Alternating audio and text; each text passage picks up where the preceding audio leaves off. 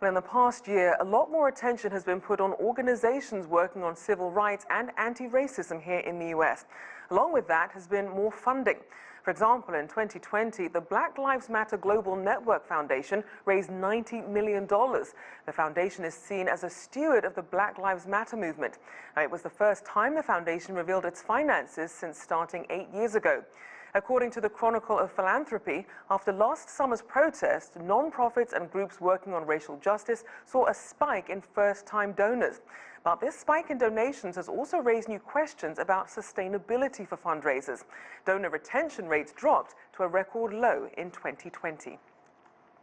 Well, for more discussion on where charitable donations are going and how effectively funds are being distributed, we're joined by Christopher Chatmon.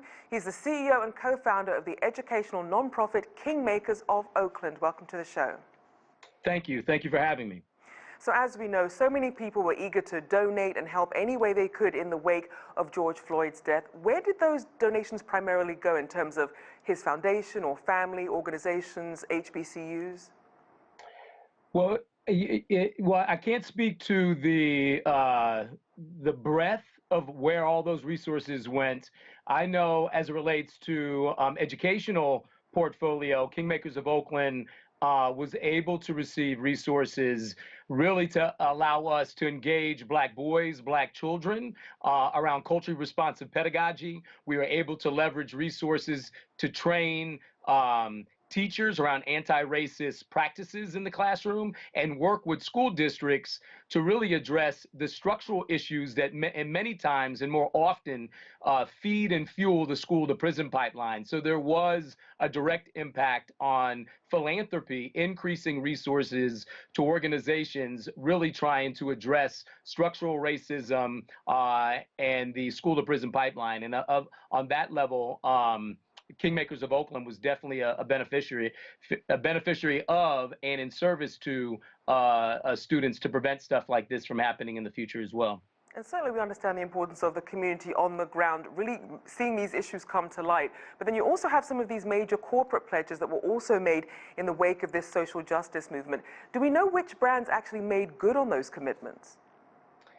You know, again, I can't speak for all, but the people I give thanks to in terms of the corporate structures, JP Chase has an initiative called the Fellowship Initiative that allowed us to engage 40 African-American male, Latino, Chicano, indigenous males to ensure we engage them in 10th grade and stay with them up through college. That took the financial resources from JP Chase, investing in our organization so we can do one-to-one mentoring.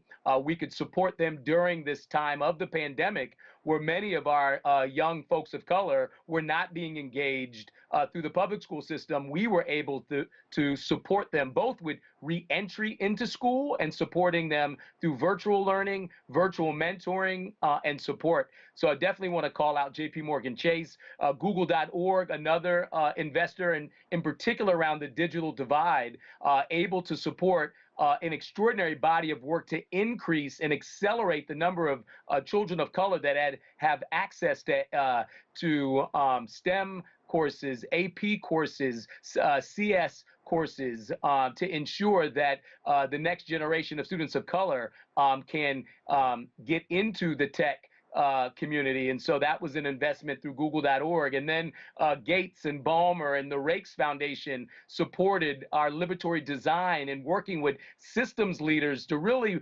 reimagine a school system in service of Black, brown, and indigenous youth. And this was all accelerated this past year through the passing of not just George Floyd, but Breonna Taylor, Ahmaud Arbery, and so many more. But we deeply appreciate the investment in the corporate world in philanthropy to really step into this gap. So then when it comes to connecting the dots, if you're a smaller organization, how do you connect with some of these larger philanthropic organizations that are already in existence, as you mentioned, like the Gates Foundation? Yeah, relationship. I mean, I think much of what, our work was incubated and born out of a Oakland Unified School District, 10 years. And that 10 years, although we were small in a department, our influence impacted the White House. We were acknowledged in 2014 as one of the 20 programs in the country that were improving educational life outcomes for Black boys.